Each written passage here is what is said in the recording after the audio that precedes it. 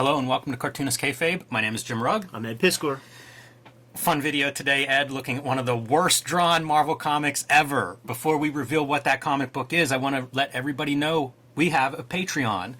Patreon.com/cartoonistkayfabe. 3 different levels you can join. That'll give you access, depending on your level, to videos before they are posted to the general pop. It'll give you a leg up on the kayfabe effect, in other words, because you'll know what those videos are before everybody else goes hunting for those issues. So you guys have been asking for it, and it is now available. That link is below this video. Check it out and see which tier is perfect for you. Also, a reminder that Ed and I are working cartoonists. You can see our catalog here in our background. One of the best ways to support Cartoonist Kayfabe is to pick up our books. I have Street Angel, Deadliest Girl Alive from Image Comics, The Plain Janes, Hulk Grand Design, all out and available now. Ed has Red Room, Hip Hop Family Tree, X-Men Grand Design, and WYSIWYG. So add those to your collections if you haven't already. Ed, this is a very exciting video for me. Now I know you have evidence to back up the fact that we're going to be looking at the worst, the worst Marvel comic ever created in terms of artwork, because some letter writers make the distinction that, you know what, the story is good, but I couldn't feel the emotion because the artwork was so awful. Yeah, I thought we would look at some of the letters before we dive into this awful looking book. Please. I've just purchased New Mutants 51, and I would like to say that it is the worst artwork I have ever had the misfortune of running across. Pass me the letters, because there's stuff to glean from some of these. After reading New Mutants... Okay, hold up. Because like this one already, I almost stopped back at 18, but I stuck with it, and slowly the style changed a lot, and I adjusted. He's talking about Bill Sienkiewicz. And one of the greatest monthly art runs, bar none, in comics history. So this guy wants, like, Lichtenstein, house style, John Buscema, Erzat stuff, and that's all. Like, you draw anything different, this dude... He's going to be on the fence. He's still going to buy it because stuck with it from issue 18. Like, he's still stuck with it. But I would love a running commentary by Rocky Click, who, by the way ahead of his time on the name. This guy's still out there trolling somewhere online, I think. That's a good sock puppet name. Dear Chris and Company, after reading New Mutants number 51, I feel compelled to write and express my displeasure. The art, and I use that term loosely, was awful. It looked like the art had been done by a 2-year-old with crayons rather than a professional artist. There's one of them that says, tell the guy to go back to the broom closet, or like go sweep the floor. Tell him to get out the art room and just go sweep the floor. Yeah, it's just incredible how much these guys lay on. I'm writing regarding New Mutants 51. Here are the problems with issue 51, and just a list of the problems, pointing out characters that don't look right. Looks like Cannonball looks like Jughead from Archie. It goes on. And handwritten, how about that one? Dear editor, I don't know who's responsible for the artwork in issue number 51 of New Mutants. Oh, in ish number 51. He's hit. New Mutants. But whoever it is, please do not let him or her ruin any more great stories in this or any other Marvel title. Send him to the new universe. It looks like a bad ripoff of Bill Sienkiewicz.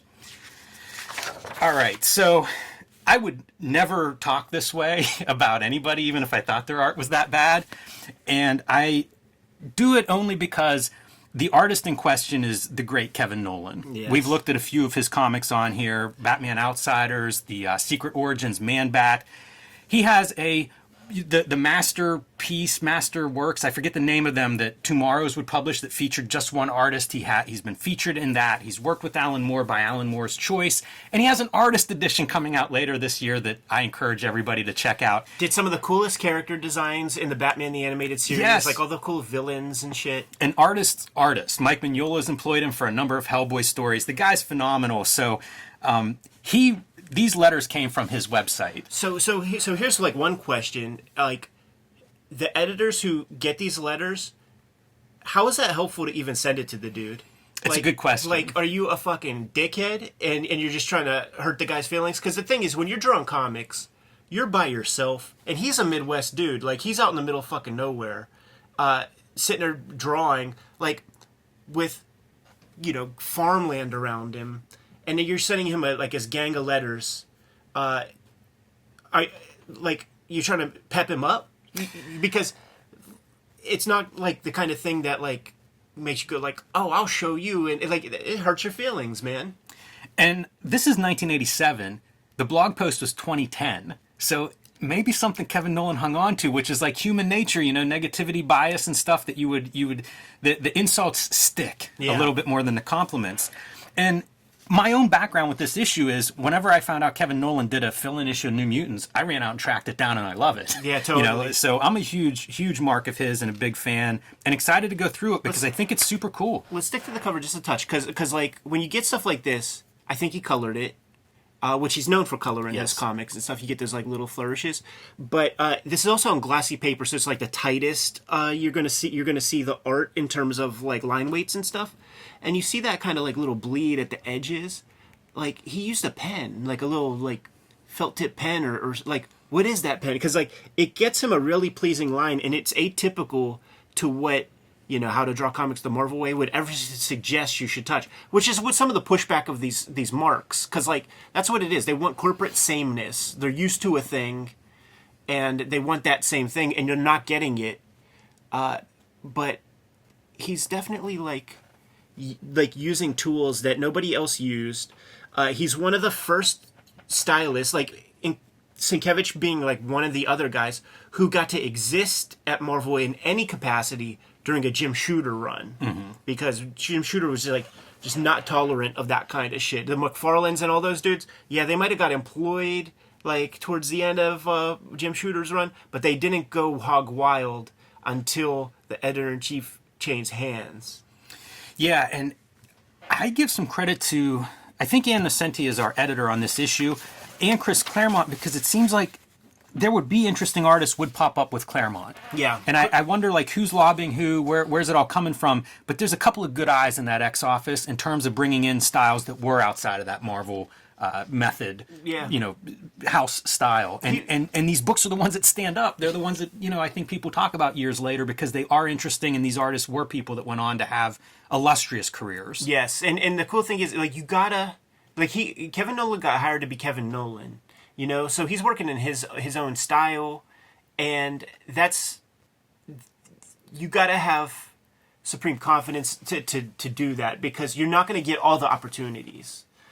They need a house style with certain things, but he built his career on being himself. One last note on the cover are the dot eyes on Cannonball, because that's a piece that people brought up. I thought this issue was full of them. That's how I remembered it. But going back through, I think you might see dots like 2 more times. But I think because it's on a cover, a little more emphasis that like, oh, what is this cartoony stuff that you're doing? And it's clearly like hand-drawn lines, and that suggests amateurishness to people, to like the layman. You know, these people, they have no language about art. And listen, these are guys, these are letter hacks to Marvel Comics that are on a newsstand. You know, they're just fans of like, you know, they're not into it at the level that we're into it.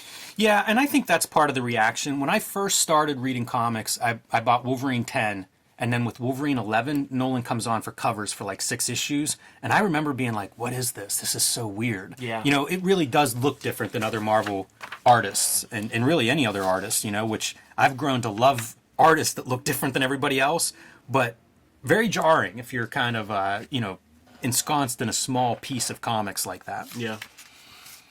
So pretty straightforward. We'll just kind of go along. Ed, if you see stuff you want to call out, go for it. My first thing is you're a fill-in artist, and this is the density of the story that you're interpreting. Like a lot of panels that you're called to draw, and quite a few characters that you need to figure out. The Star Jammers? Yeah, the Star Jammers. Star Jammers in here. So you've got 2 teams of characters you need to figure out your take on. Here, this is a running gag on the Kayfabe channel. You know his name? Chode. I think I've done that to you about 5 times on his channel so far. Should know him. One of the things that I noticed on every panel with characters is that he has the perspective, like the eye lines and stuff, totally figured out. And I think that he probably like grids things out and has just the most general sense of like all the background kind of imagery and goes in straight with the pen. Oh, that's interesting. He might too. I think this is a faster job, you know, like as a fill-in issue, I think this is something that he had to turn around. See, in this kind of technique, that might be like, if it's not dry brush, it's like a grease pencil on like the toothy kind of Bristol board, that because you could see the grain of the paper right there. But like the cool thing about this kind of spare line is that you can see his figure construction, how he builds the figures and the poses and things, and it's just so rock solid. I often think when you identify like an idiosyncratic element in an artist's style, you can trace it back to the artist. You know, like it's when you meet the artist, they'll look like that. Yeah. And his figures have like a tallness to them that I really like. It reminds me of like fashion drawing or something, especially like 80s fashion. And he's just a normal height guy, though. Like, we've talked to him. So, you know, I assume that may come out of some of the maybe stuff that he's looking at, you know, for models, reference, morgue files. And where I really see it is in this X Factor shot, where those characters to me have that, like, they're long, they're elongated, they're tall. Sure. It's his faces. Like, you can't... Anything that Kevin Nowlan touches gets the Kevin Nowlan face. Like, when he's inker, no matter who it is... The eyeballs are going to turn to Kevin Nowlan eyeballs, and they're very, very, very stylized, to the point that I could easily see it turning people off. Like some of the faces are downright ghastly in a way, but when you see certain other bits, it's like the DNA for Larry Stroman is in here with some of this stuff. There's good gesture, but he will get kind of simple with it, and the facial expressions are fantastic throughout. Yeah. I think some of the simplistic compositions is part of what I like. You know, I don't want to say Alex Toth because I don't feel that exactly. It's almost Jaime. But it is it's very elegant. Yeah, it's almost Jaime at like the earliest Jaime levels. Like I would love... He's great with hands, to see this incredibly solid with his hands. I think he probably like looks at his stuff a lot. I remember when we had Brian Bolland on the channel. He's like, I don't use photo reference for hands because I currently have a pair. Yeah. Here we go, cutting back now to Storm and Magneto, and you get like this, now we've got to draw a ship, and we're back on Earth, and it's in the middle of a storm. Again, with some of those very expressive, cartoonish faces, interesting lighting, but he's being asked to draw a lot. Outer space, spaceships, on Earth, a giant ship, like a container ship. Yeah, it's a lot of lifting for a fill-in guy. But that's a wild face for people to try to get on board. But what's funny is a couple issues after this, and I don't know if he was working on it before, because I was a mark for New Mutants, man. Like the Cable issue came out when I was in second grade, fucking blew my mind, and I pieced together the collection for dimes. When Brett Blevins comes on, the ink line that they use is the same kind of ink, like a simple line like that. Like it's like Brett Blevins and crew are trying to be Kevin Nowlan. Interesting. In a way, man. But we're barely touching on story because there's almost actually no story in a way. You got 4 or 5 different groups of characters. It's quintessential Claremont. That's what I thought reading this. You got 4 or 5 different sets. A lot of subplots that we're advancing a couple pages at a time. And that's all, man. And you know, that's the Claremont way. He uses these different titles for different purposes, but he has the same style. And the New Mutants title, like his grand vision was always to like get new characters over in New Mutants, and then they're going to become future X-Men and maybe like the most important X-Men. So you have to keep the X-Men piece like in touch with this. And also he's got this whole universe of characters, and he didn't want to bring back Jean Grey. So had to figure out a way to do that. That's what we saw with the X Factor shit. So you had to get the New Mutants on one planet. You had to send the X-Men through the Siege Perilous because it's Chris Claremont trying to figure out how he could possibly bring back Jean Grey without all the other characters being affected in some way. So he had to, like, the imaginative gymnastics that were done in this round of issues to just try to pave a way for there to be the X Factor, which is the most ridiculous kind of concept too with the Cameron Hodge. Like, they're like Ghostbusters, anti-mutant people, but like they're called in whenever you spot a mutant, and then they show up and like whisper in the mutant's ear like, all right, we got to pretend we killed you, but we're going to take you somewhere else. And then they get on the microphone on news broadcasts like, yeah, we got that mutie, blah, blah, blah. It's a dumb concept. They sent him after the Hulk. Is that true? Yeah. I'm familiar with their mission statement. Some great storms. Oh yeah, through here. Yeah. This feels almost like it could be Corner Box Storm. Really, almost either one of those faces. You gotta appeal to Claremont, man. He just got you a good gig. Yeah, there you go. But also, like, there's like a deadness in the eyes. Like, I know what people are looking at that are like, what the fuck is this? Yeah, I do too. There's a little disingenuousness in the beginning of my comments, and it's because he is an extraordinary artist. Yeah. You know, like on that short list of what I consider to be a great comic book artist for all sorts of reasons.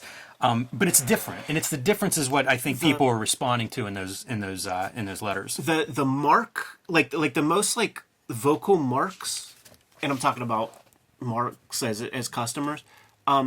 They kind of want you to bleed for their pleasure. Like, they want you to bleed for your page rate and things. So an image like this, there's not enough hair marks. Right. There's not enough shadow on that. What are you talking? Like, I paid 60 cents for this, and you give me one line with like this face. There's no lighting on it. Like, that shit fucks their heads up. Look how nice that is, though, as a page. You know, like it's like two panels that are bookend and kind of looking at each other. Yeah. Really nice page design. Makes me hope that some of these pages are in the Nowlan Artist Edition, because I would love to see a bunch of these. Yeah, I'd love this issue to be there. That character design, a Star Jammer, I just dig it. I think she looks so cool the way he draws her. Yeah, it's not too far from that like Jan Strnad, like elf weird comic that he drew. I have a hardcover that IDW put out. I have that saved. It's supposed to be like, I've been meaning to do an episode on that for fucking 2 years. Well, keep it handy, because I'd be up for checking that out. And just that little color hold, dude, like where you get to see, dude, it's Hergé. Like, it. Remember, like when we interviewed Kikuo about when he like went to the Marvel offices, and who is his boy, Paulo Rivera? Yeah. He went to school with Paulo Rivera. Paulo gets hooked up right away, and they look at Kikuo's work, and Kikuo just won like 50 awards on his new book, you know, literary awards, like things that supersede comics. And I think it was Axel Alonso who said, "We don't do that Tintin shit around here." And again, go American comics industry. and that's kind of like what that looks like, but that's a no-go for your mark, man. Yeah, I hear you. It's like pussy shit. Man, that's pussy shit. Boy, the heavy lifting, though, of having 3 or more characters, like, talking and doing stuff in a panel. Please tell me about it, man. It's rough. That X-Men Grand Design shit. Like, I there were pages that had maybe 70 characters between all the panels. Sadomasochistic there on your part. Do one character. Whoever does Spider-Man's the smart one. McFarlane was right. Absolutely.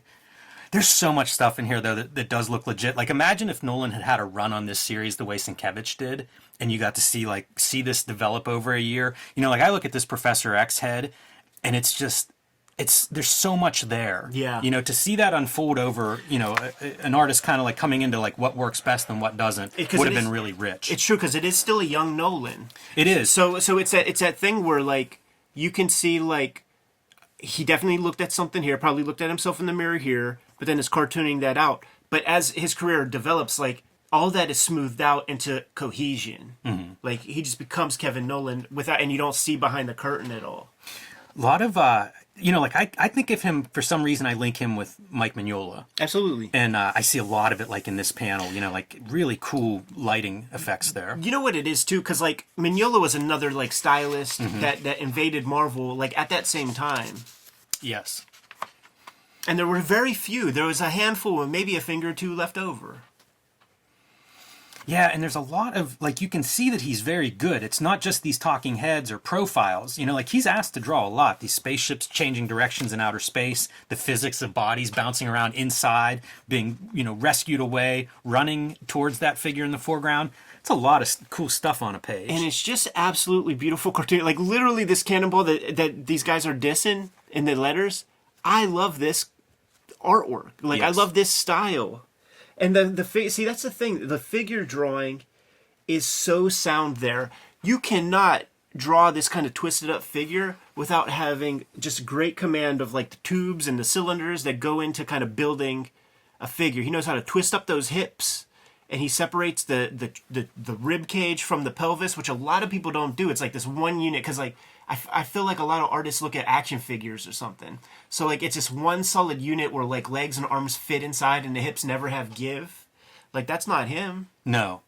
A lot of directional devices too. This page is so full of motion, and you see like it's all diagonals. Yeah, and you know, there's no horizontal, vertical. And it's just a 6-panel grid, but it's very compelling. Yeah, it's pretty exciting stuff, and it even it continues on. Even we see Professor X leaning over, and a lot of directional devices. It's a strong issue. You know what's interesting too, like just in terms of like young Kevin Nowlan is, we're getting into like a 6-panel page, we're getting into like a 3-panel. Those first couple pages, like maybe you could have given yourself a little bit more breathing room on those like 8-panel pages and 10-panel pages. But it's new Kevin Nowlan. Like the stuff that he was doing before this was like covers for a Comics Journal and spot illustrations and things. Yeah, good use of blacks as well. And he's handling that since he's inking himself, spotting those blacks, putting in silhouettes, putting in black backgrounds. And love the floating head of Professor X over here on the right. You know, it's a small detail, but really makes for a nice panel. This is that era, too, of, like, the color steps have changed a bit. I don't detect any, like, little wiggles from, like, flexographic. But the seps are different now. So I call this the measles era. Because the magenta dots are far enough apart that you always see them on every face. So when he's drawing, like, a small character, like, it really is measles. Yeah, really. All over the jibs. I think that's part of what I like about that Starjammer is that she's white. Yeah. I think that's something. This face for Cannonball, the profile, is one of those where it's like, okay, I can see why you would reference a Bill Sienkiewicz. It's super angular, it's kind of a little bit of a heavier line. Yeah. I also wonder if like Travis Charest was a big fan. Yeah, it looks like it, right, with those eyes and stuff. And it the other guy who comes to mind after I seen this piece is Dakota North dude. Is that Tony Salmons? Yeah, Tony Salmons. Yeah, like another one of those stylists that shows up that is inexplicable in a Jim Shooter era. Yeah, it's that outline is much more line than it is like figure or head or 3-dimensional object or anything. Though, man. Very graphic. Because like that's the thing too. Like when you see a photograph of somebody at that level, you don't see any features. You see all of that. Yeah, you kayfabe a bunch of stuff to make it look more like a profile than if you actually had the photo where it's just that's pretty much just a line. Yeah, it's like an egg. But it also there. looks like Cannonball. It's specific to the character. I also think this magic would be that's magic, right? Would be very good in black and white. I love how dark the eyes are. You have relatively thin lines all over her face, and then like these eyes that are just dark and piercing. I think in black and white those eyes are gonna pop. Yeah. So ultimately, we're going to send the New Mutants back home, and Professor X is going to stay here and, I don't know, try to restore order of the galaxy or some major storyline that maybe we'll revisit in like X-Men 275. Maybe we'll revisit it before then, but some gaps in my X reading history. Sure. Yeah, I would have really enjoyed. This one feels very cartoony too, and also like a face that I would see in like alt comics '90s stuff. There was a group, even like a Jim Mahfood. Some of those features, early Mahfood. I mean, I think that's what Michael Golden turned into. Yes, yeah. There's some Michael Golden in here too, and it's hard to tell where that goes. Is it Nolan pulling some Golden? Is it vice versa? Is it those guys pulling from a third party? It's like everybody from Gaijin Studios has that style. Like at that like early '90s level, there's Jason Pearson in there. There's Brian Stelfreeze in there. Maybe even a piece of Adam Hughes. Adam Hughes would do this with the lips and mouths and stuff. Yeah, definitely. Yeah, Andrew Robinson, I see some there. I love get some Tom Warzakowski thrown in a nice letter, and I always love seeing a Sergio ad for any comic he's working on, like Groot. And then this subplot of Magneto joining the Hellfire Club.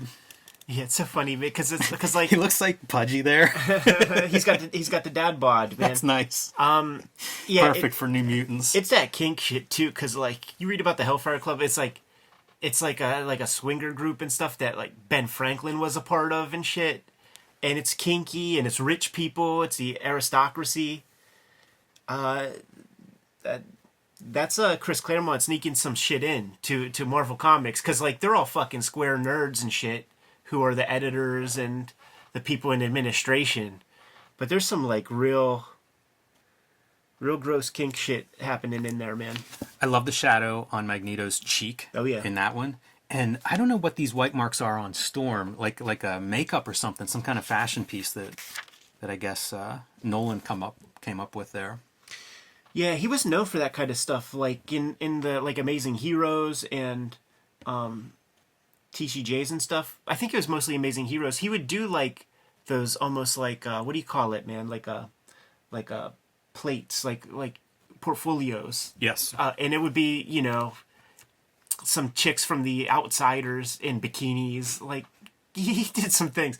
But it would be these full image things, and they would be like fashion illustrations, almost like that, like Nagel kind of artwork. Well, there you go.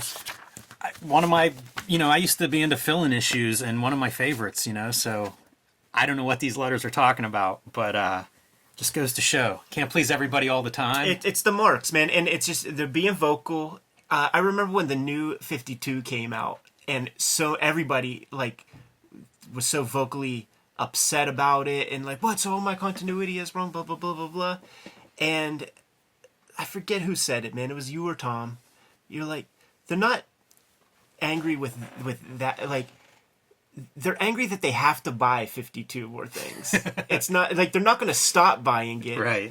It's like it's not optimal to exactly what they want, but they're still going to buy it, and they're upset about it because like that little fix, it's real.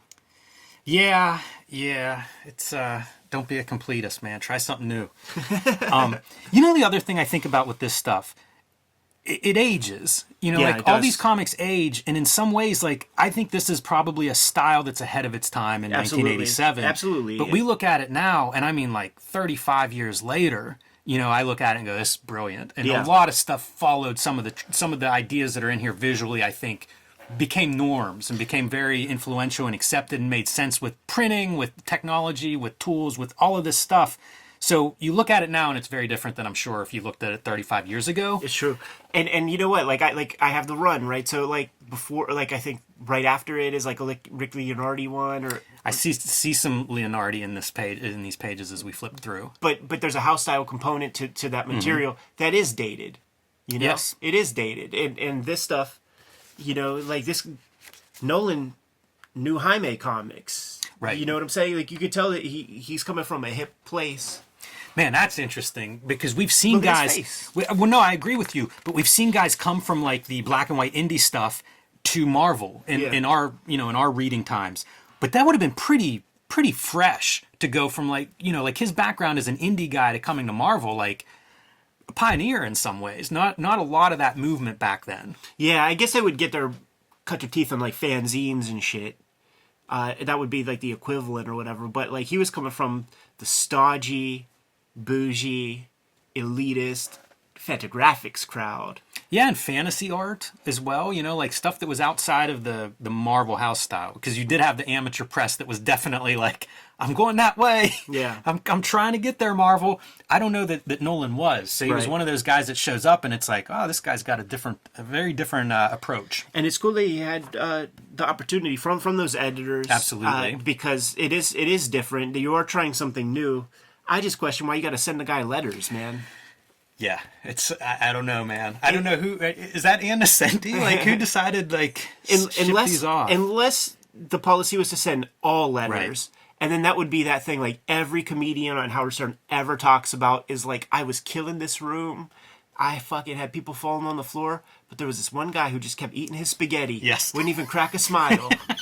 Good to go, Jimmy? I am. Kayfabers, we have a Patreon out there, and that's going to help you mitigate that kayfabe effect if you want to help support the channel in that way, man. Check out the levels. It's directly in the description below this video, and we're streaming right this minute to the top kayfabers, man. So they got to jump on the kayfabe effect before anybody, and we are delivering those videos to you way ahead of time. You can like, follow, subscribe to the channel, hit the bell so that we can notify Gen Pop whenever we put out a fresh video to the wider audience. And what else do we have out there, Jimmy?